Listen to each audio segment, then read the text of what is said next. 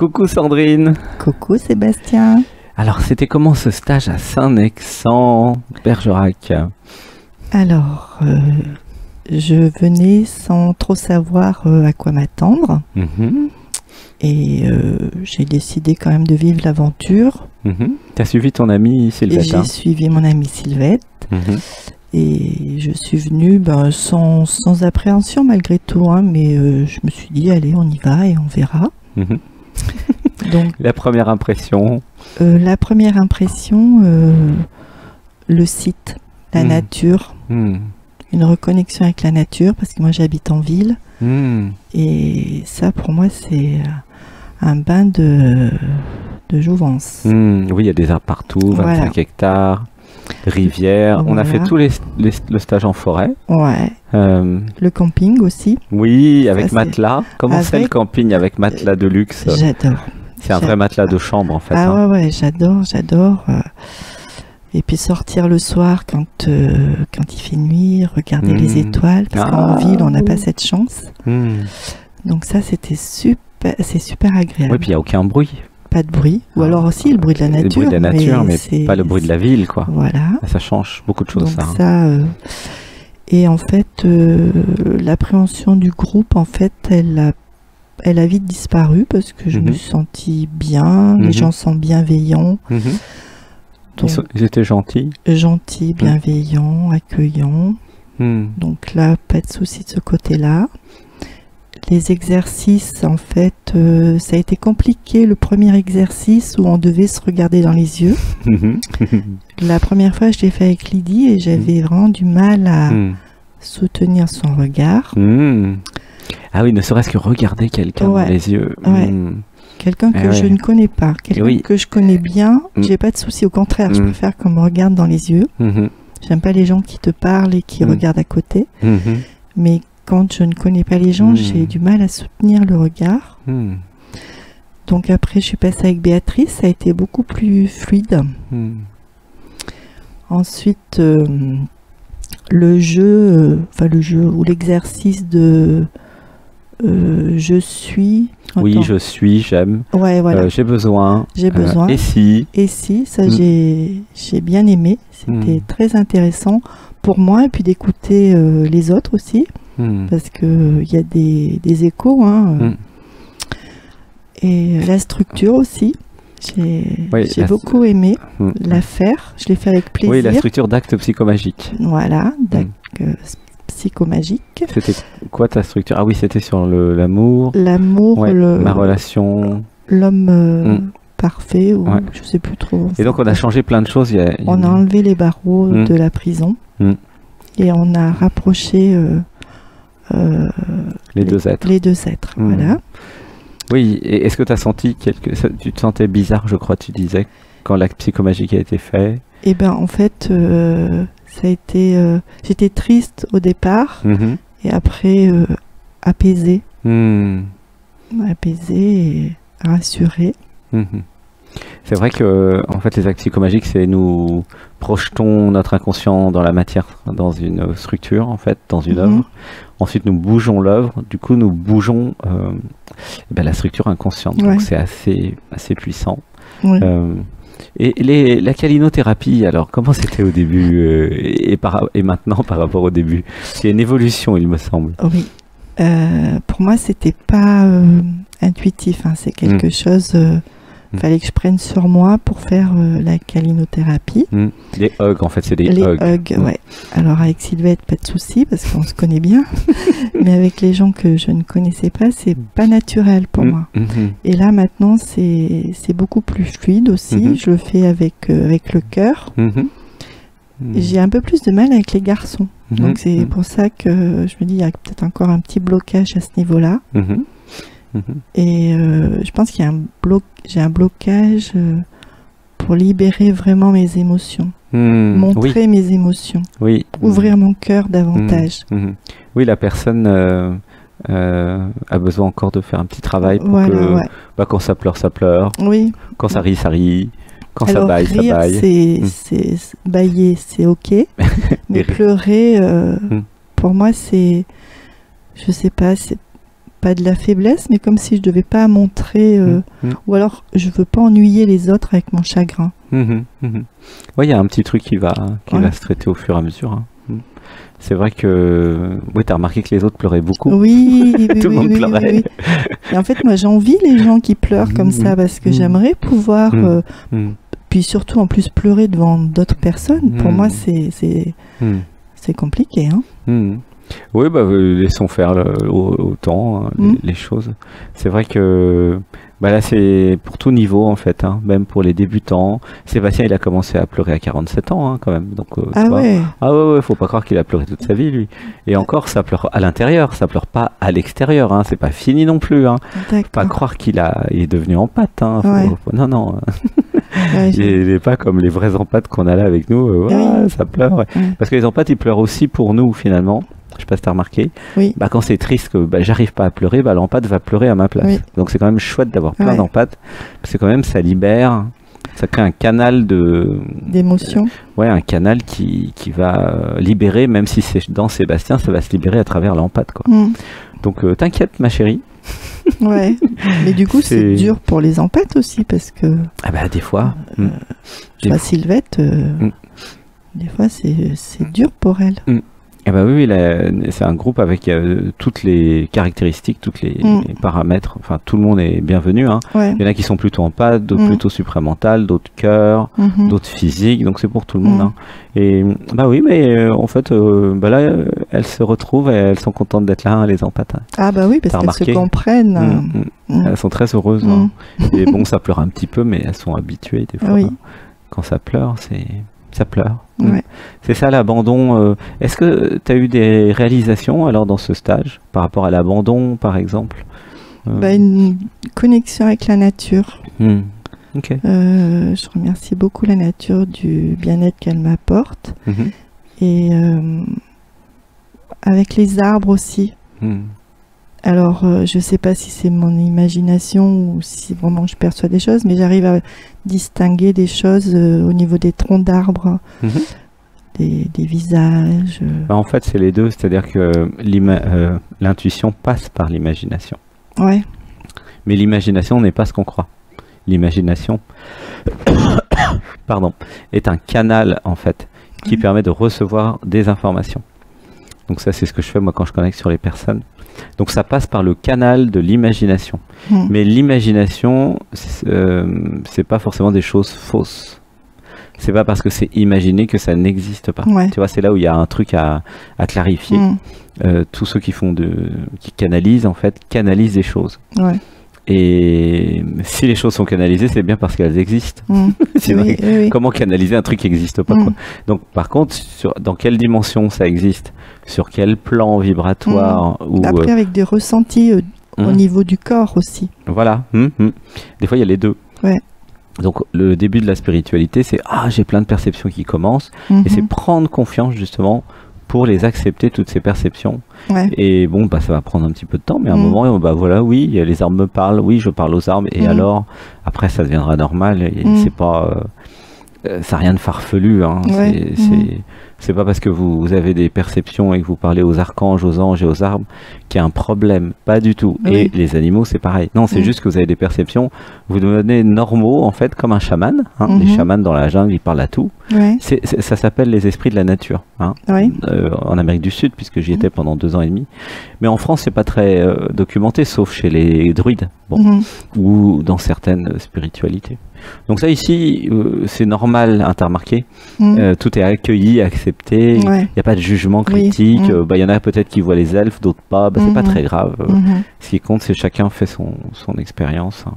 Hein. C'était comment les repas? Le potager, t'as goûté un peu le messelin avec toutes les plantes?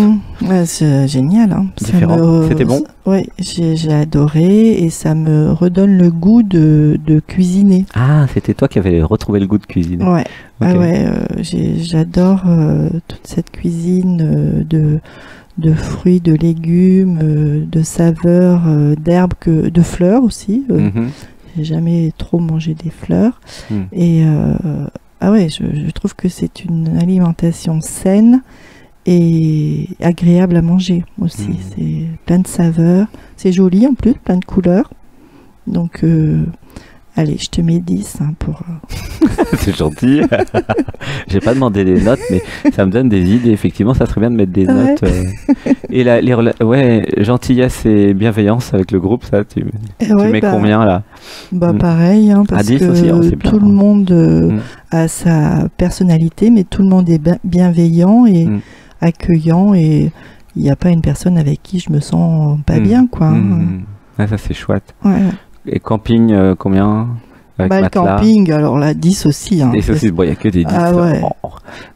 Ouais, parce que... T'as testé la piscine? Je veux une tente comme ça. Oui, c'est une tente 4 places avec un grand matelas de 18 cm de place, c'est sûr. C'est le top du top. Bah oui, il y a toute la nature, donc tu étais préservé par rapport aux autres, hein, c'était pas une chambre partagée. Donc il y a beaucoup de tentes de camping ici pour ceux qui préfèrent être... Oui, c'est parce que j'ai besoin de cet isolement, puis de me reconnecter vraiment avec la nature et d'avoir mon petit coin à moi. Donc ça, c'est important pour moi, parce que j'aime bien le groupe, mais j'aime bien aussi m'isoler de temps en temps. J'ai besoin. Moi, je recommande le camping. Hein. Même s'il y a des places en chambre, le camping, c'est toujours mieux, parce qu'il y a la nature, c'est très calme. Personne ne va vous réveiller la nuit. Voilà, et puis pouvoir sortir et regarder les étoiles, alors ça, c'est mon kiff de la soirée, quoi. C'est vrai que la nature, moi je vis dedans, donc mais quand j'étais à Paris, quand Sébastien était à Paris, il voulait plus revenir à Paris. Quand il allait dans la nature, c'est parce que c'est pas du tout la même énergie, la même vibration. C'est vrai que c'est vrai qu'on se rend pas compte, mais en ville, on se déconnecte de la nature et c'est pour ça qu'on perd aussi de l'énergie. Bien sûr. Donc, ah oui, c'est très clair.